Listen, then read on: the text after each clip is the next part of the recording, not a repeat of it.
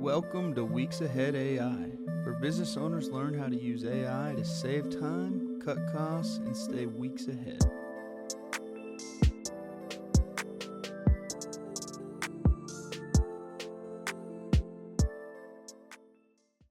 Welcome back to Weeks Ahead AI, where we are trying to stay a few weeks ahead of the rest of the world. I don't know that we're successful in that, but hey, this is Brad. Who are you? The one and only Mitch. Yeah. Okay. And I'm Terry. Terry, welcome back. Just Terry. Yep. We're coming off the Mason Decker effect. We picked up a whole lot of new listeners last week, so welcome to everyone that's joining us. Because Still trying to catch my breath from Mason being in here. Anybody else? He was great. I made changes after that. It Yeah. was helpful. That was great. I now have an agenda that I compare my meeting notes against. That's awesome. This one says Terry should have been here 10 minutes ago. Running a little late today, guys. Sorry. Well, today we wanted to dive into something again, hoping that it's very useful, very specific. Kind of talk about the difference between a basic prompt and an AI agent. So, as we kind of peel that apart a little bit, prompt being just kind of that one time. All right, I'm going to go in there and maybe give it this report that I've got and run analysis for me. But it's going to do that one time as I give it a specific prompt or instructions for that or ask it a specific question. Versus an agent that I can build, like we've talked about in the past, that, it has a specific function and role that it repeats and does on a regular basis and can do that work without you prompting it every time. You just give it the work to do, and it does that work. If I hit on it right, does that sound about right to you guys, or any other thoughts on it? It's like poetry. Next item. Next. So, yeah, wanted to kind of really give into, some specific examples of that. And Mitch has got some agents that he has been working on recently, and so we thought we'd kind of go through that a little bit. We talked a few weeks ago, we had Rebecca Andreessen from Northbridge Management in here. We talked about the tool that we kind of helped her build that would analyze the monthly financial reports on a regular basis and just drop them in there. It already has that prompt and it knows exactly what it's supposed to do and analyze. And so I think you've been building some other stuff similar to that, or agents that kind of play other specific roles. Is that right, Mitch? Yeah, and for me it was really, I think Terry introduced me to this concept with his first custom GPT that he made. And then at that point, he'd been doing it for like a month, and I felt truly weeks behind because I would spend 30 minutes getting the right answer I wanted. So you ask it a question, then you realize it didn't answer this part correctly. You need to go reanalyze, and then you'd run out of token usage on the chat. And you're like, well, now I have to start over and hope I get all the information in there correctly. And you end up 30, 45 minutes later realizing you weren't asking the right question. Yeah. And so we've all heard people, hey, tell ChatGPT or Grok, I want you to be a doctor that's trained in this, that can answer this question. And that's pretty good. But at the end of the day, it comes back to just asking AI what to ask it. Yeah. And so up on the screen here, we've got I'll take you through kind of a process of how I build my agents now. And these are generative agents, which means they're going to generate text for you. They're going to generate information for you from the documents. Okay. And so what I did is actually created a prompt agent. Now, you're building this in... This is in Relay Hub. So this is in our product that we've built. Yeah. That's coming to you very soon. Okay. And so what I did was, hey, I want you to develop a prompt for me that I can use so that when I ask you a question, you develop the right prompt so I can go input it into a chat or a workflow to get the answers that I need the first time. Okay. And so if you look up here, you'll see your prompt. You'll see these hashtags next to it. That's considered markdown form, which makes it very easy for the LLMs to digest and read it.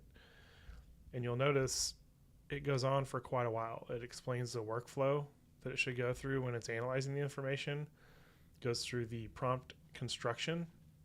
So how do you optimize a prompt to follow best practices for clarity, context, and specificity? It goes through the delivery that the prompt needs to be delivered to. So we want it in markdown format so we can go copy and paste it again. And then we want it to give us basically all the information we would need. And at the bottom, it's going to tell us why this type of prompt is better. Okay. And that's important because you'll start to learn the best way to ask the prompt.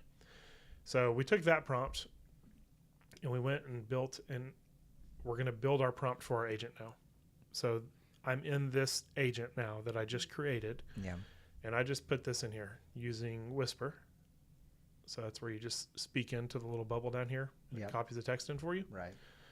And so I just kind of rambled on, hey, I've got a piece of equipment that I'm bringing in for my dumpster business. I want my guys to be able to use it, reference it when they're having an issue.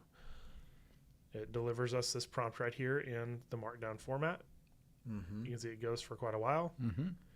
So then took that prompt and put it in this agent. We call it the Grinch tractor because it's a green So tractor. Let's go back for a second. This first one was you're saying, hey, here's my problem. Mm-hmm. Build me a Build prompt. me a prompt. Build me a prompt to help solve this question. Okay. This, Rather than me trying to ask you what the question should be or what the prompt should be. yeah, instead of me going in there and typing, hey, you're going to respond to these people in this fashion. You're going to do this. You're going to do that. You're going to put it in this order. You're going to put line breaks here, bullet points here. It'll take you 30, 40 minutes. Right. So you're every building time. this prompt to create an agent. Correct. Gotcha. Right. Okay. All Yep. And so I go to that agent, which is just right here. It's just my prompt assistant. And then I can ask it whatever question I want. And that was this one right here. Mm-hmm. So then I go build that agent using that prompt. Yep. Those Got are the it. exact instructions it gave me. And then I was able to add some files to it from the knowledge base. So when I click locate, you can see that I've got a folder right here with information in it. It's got a 1 hour conversation that I plotted with their technician that came out to walk us through the equipment. And it's got the user manual for the whole machine, which is, I think, about 85 pages. Okay. Then I come right here and I say it's making a squeaking noise when I lift the hydraulics. So it tells me to reference the user manual. The relevant section is in the troubleshooting guide. It gives me the key points. So these are the 3 most likely places where the squeaking noise could be coming from.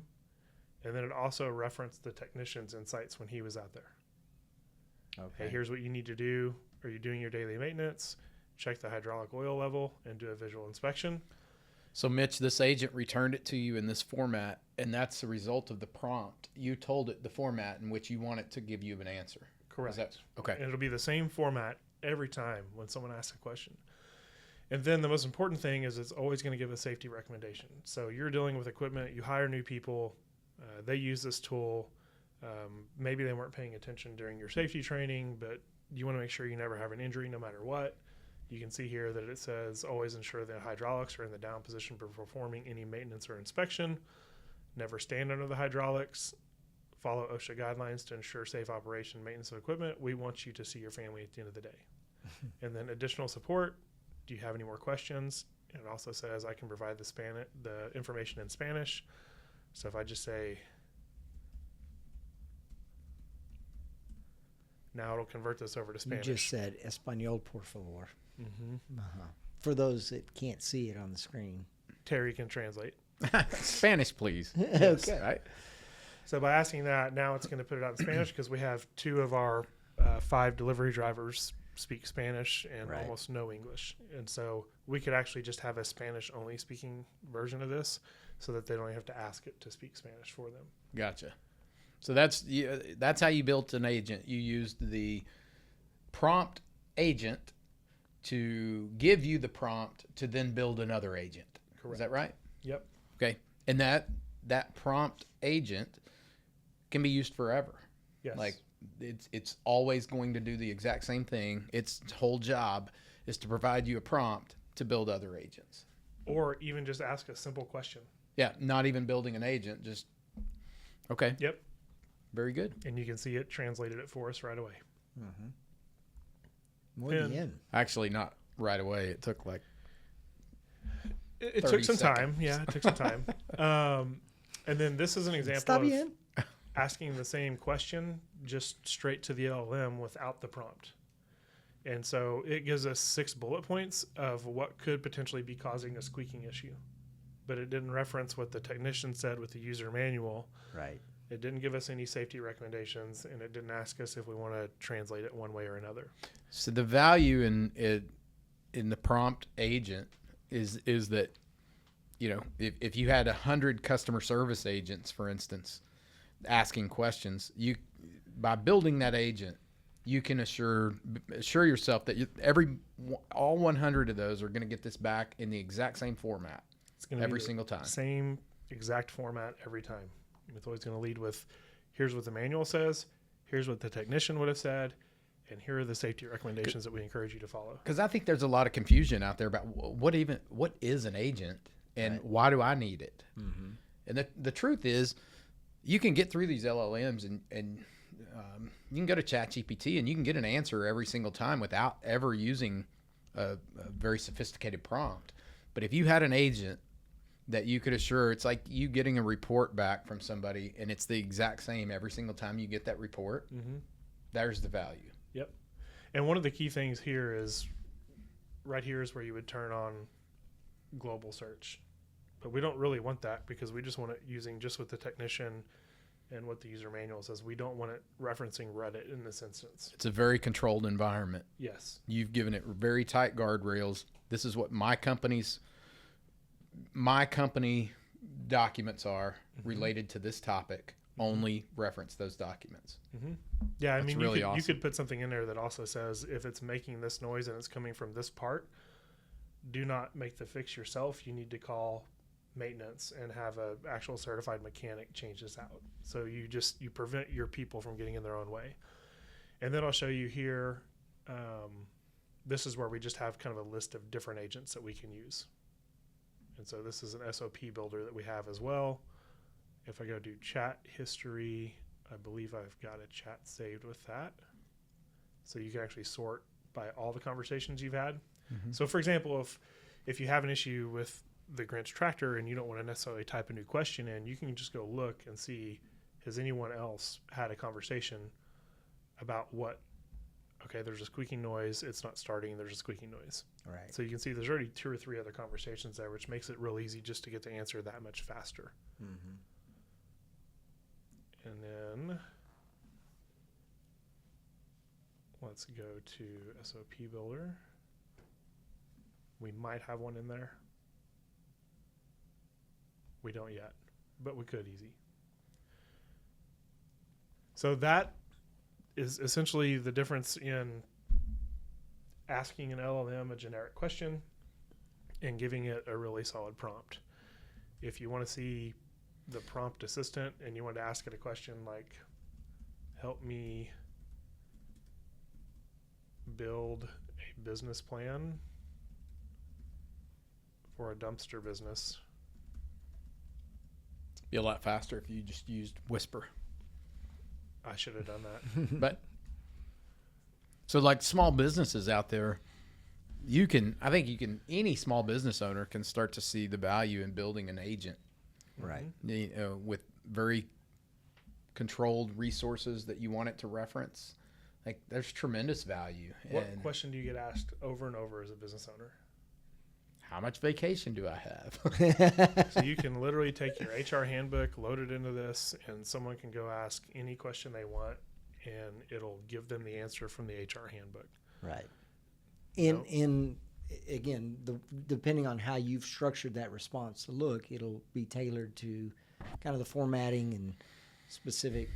Yeah, you could tell it, hey, the employee handbook says you get 10 days of PTO, but you need to go check your ADP pay stub or whatever to see where you're at. Or here's the website for ADP. Go log in, click here, and you'll have your answer. Mm-hmm. I mean, I know at Munster, there's constantly someone walking into HR's office just to find out, can I use a sick day for this? Can I tack an extra day onto a holiday? Do I have to be here at 8 a.m. on Monday? Meanwhile, that 30-second question cause them to be off the line for 30 minutes. Yes. Is that true? Yep. Yeah, I know. So if you want to save time, invest the 20, 30 minutes up front to build what you need to build. If you build a prompt agent, it's going to make it even faster because now that prompt agent is actually giving the prompt to provide instructions for your next project or your next agent. Man, that's great. This Relay Hub thing is pretty cool, actually. It's not bad. It's not bad. Yeah, Are- it's exciting because the three of us in this room, you know, our audience doesn't know, but we've spent a lot of time in this product and developing it and building it. Nobody spent more time than Mitch. Right. But just being able to create something, and all of us are looking through the lens of a business owner and operator, and you know, trying to make sure that it services those needs.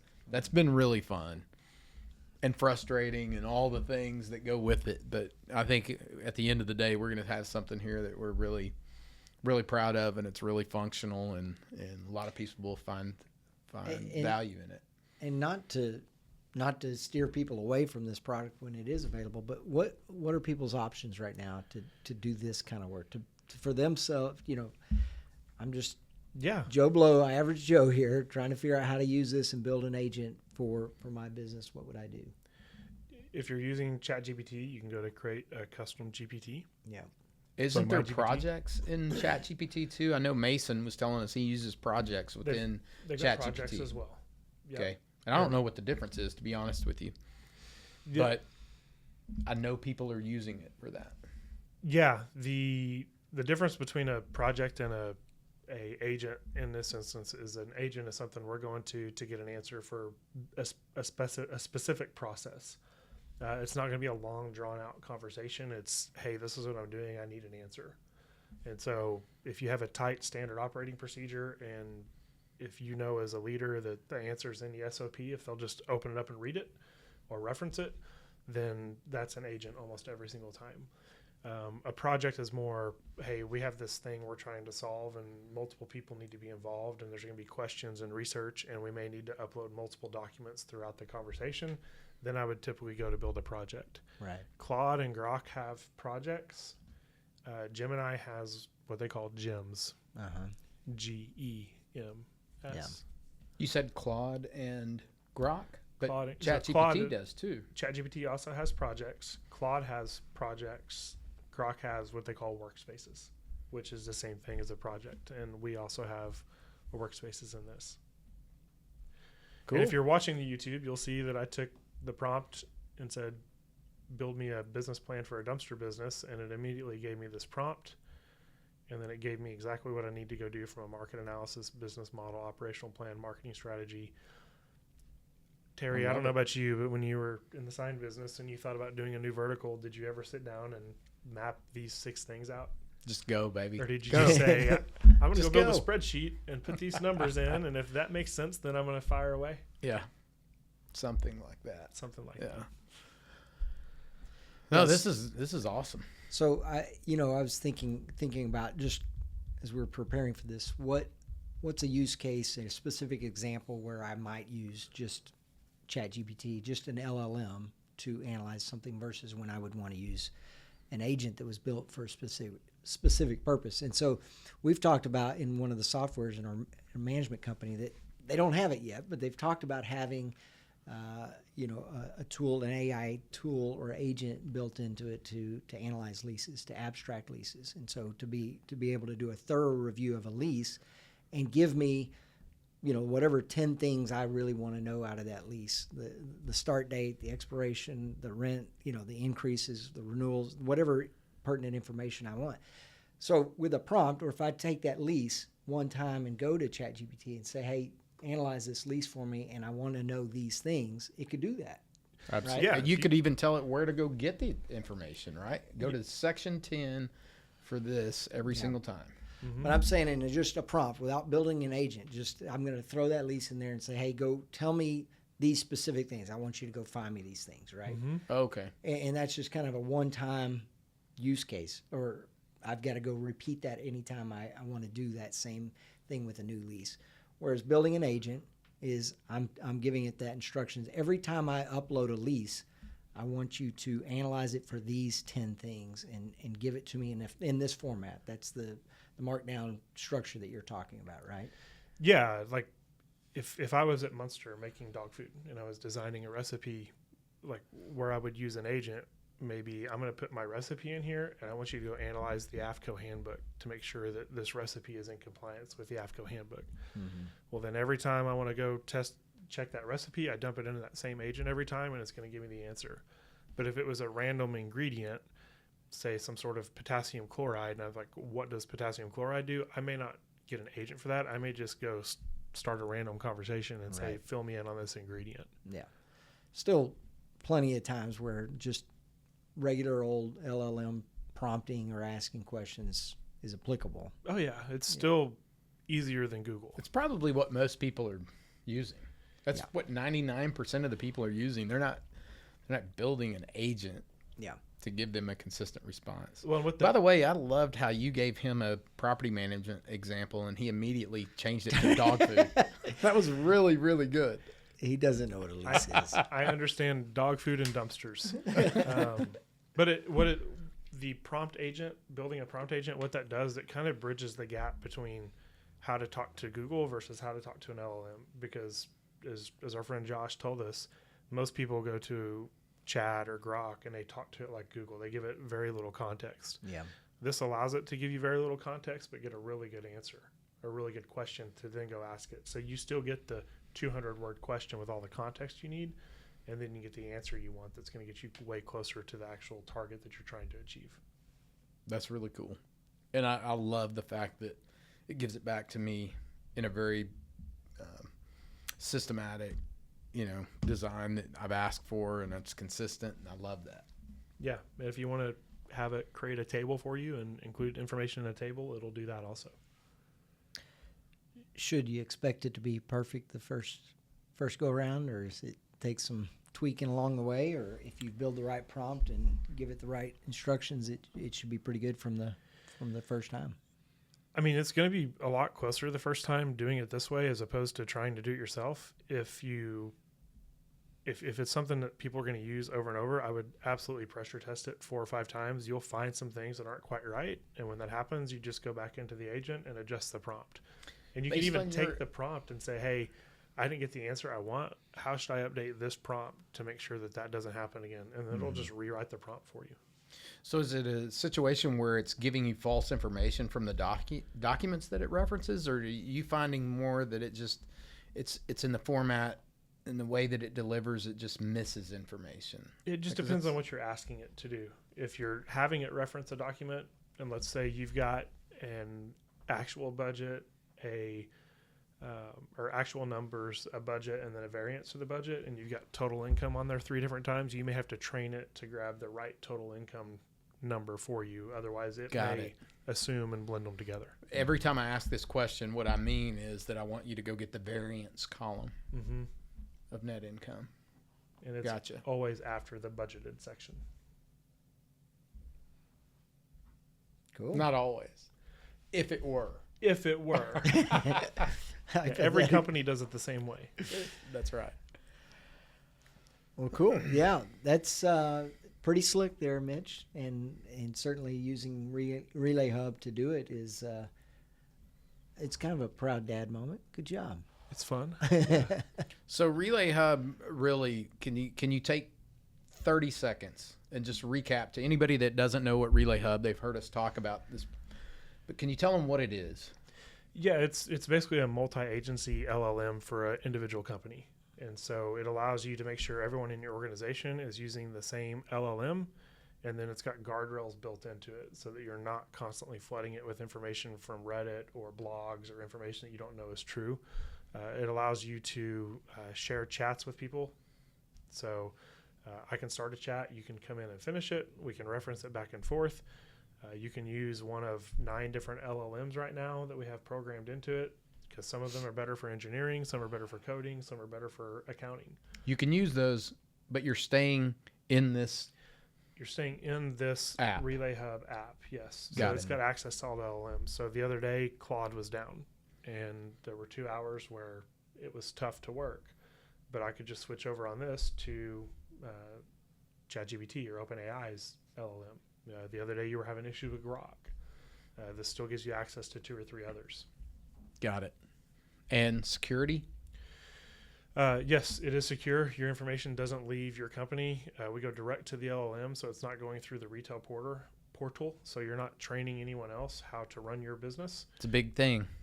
It keeps your information as yours, and then it's also got online document storage within your within Relay Hub. So if you want to get to a document quickly, you can just go to your workspace, grab the document, and communicate with it. Mm-hmm.